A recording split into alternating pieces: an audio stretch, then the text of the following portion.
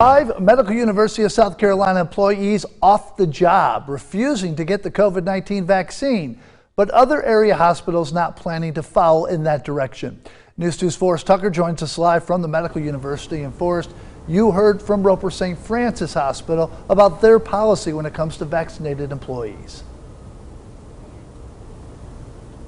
Yeah, Brendan, Roper St. Francis tells me that while they are not requiring everyone to get the vaccine, they do have one mandatory policy in place. Off the job for no vaccines at MUSC. A statement from MUSC says that employees were notified about the policy in April and that it would go into effect by June 30th, beginning with leaders and new hires. Employees at MUSC who qualified for vaccine exemptions for religious or health-related reasons do not have to get the vaccine.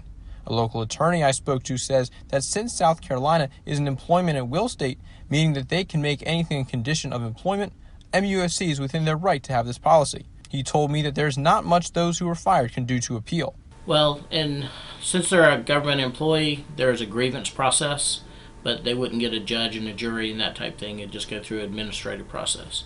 But if they don't qualify for those two exemptions, I don't know of anything else that would protect them. But just a few minutes away, Roper St. Francis Hospital is sticking with masks and highly recommending that people get their shots.